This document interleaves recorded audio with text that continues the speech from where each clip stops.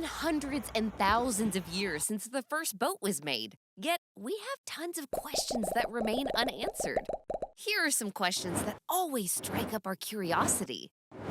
Can boats float on water, and why don't they sink?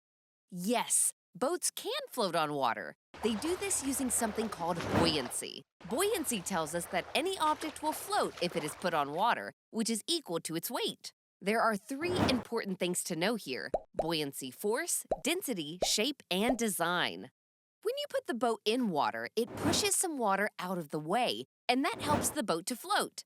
We then take a look at the weight of the boat. If the boat pushes away enough water that weighs more than the boat itself, it will stay on top and not sink. Another important thing to know about floating is the design of the boat itself. Boats are made specially. Even if they are made of heavy materials like metal, they have a lot of space inside them. This makes them lighter and kind of like a balloon. Many boats have a wide bottom that helps them spread their weight out. This way, they can push more water away from them and float better. So, shouldn't all of this make boats sink as well? Not really. Boats don't sink because they are designed to stay on top of the water. As long as the boat can push away enough water to support its weight, it will float.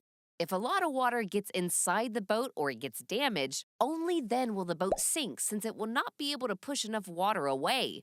Speaking of sinking, there are special types of boats that sink in water. You've probably heard of them. They're called submarines. So, how do these submarines sink in the water?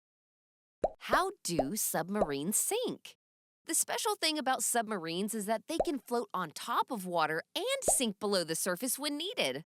Submarines can control whether they float or sink by using special tanks called ballast tanks. These tanks can be filled with either water or air. When ballast tanks are filled with air, the submarine is light and can float on the water's surface, exactly how a regular boat would float. When the submarine wants to sink, it lets water inside the ballast tank. This makes the submarine much heavier because water is heavier than air. This extra weight of water helps the submarine to sink below the surface. When the controller prefers to go deeper into the water, the submarine lets more water into the tanks. To rise back up, it pumps the water out and fills the tanks with air again. This makes the submarine lighter so that it can float back to the surface. We know all about boats and ships traveling on water, but can these objects make use of wheels or, even better, fly? Which boats have wheels and which ships fly? Boats with wheels are called amphibious vehicles. These are made to travel on both land and water.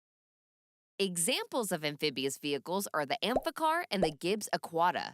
An amphicar is able to drive on roads and travel on water. It has retractable wheels and a propeller for moving in water. The Gibbs Aquata, on the other hand, is an amphibious car that can switch between driving on land and cruising on water. Now, let's look at the special kinds of ships that can fly in the air. These include seaplanes and hovercrafts. Seaplanes are airplanes that can take off and land on water. They have special floats or a boat-like frame that allows them to float on water. They are mostly used in areas with lakes or rivers. The second one, hovercrafts, are vehicles that can travel over land, water, mud, and ice. Hovercrafts have a large fan that creates a cushion of air. This allows them to hover above the surface. While they don't fly high in the sky, they do hover about the water. Since we're talking about special kinds of ships, one such kind is the longship, which used to be actively used by Vikings between the 8th and 11th centuries. What were longships? Longships were special types of ships that were made from strong wood, especially from oak trees. They were long and thin, which allowed them to move quickly through the water. The bottom part of the ship didn't go very deep into the water, so they could travel in deep oceans as well as shallow rivers. How convenient! These ships had a big, square sail made of wool, which helped the ship to move when the wind blew on it. We finally end this video by taking a quick look at the sizes of ships and boats. What are the world's smallest boats, and which are the biggest ships? The world's smallest boats are microboats, used mainly for scientific purposes. These can be as small as a few centimeters and are designed for fun or some experiments. You also have nano-sized boats. They are created at a microscopic level. Of course, you can't travel with them, but they are usually used in scientific research.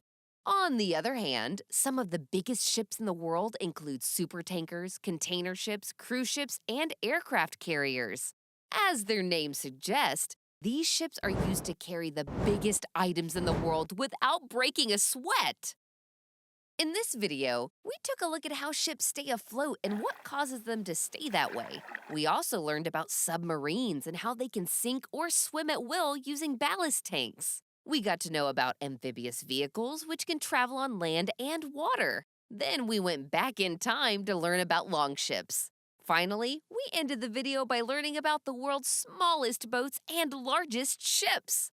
Hope you found this interesting. See you in the next video. Bye-bye!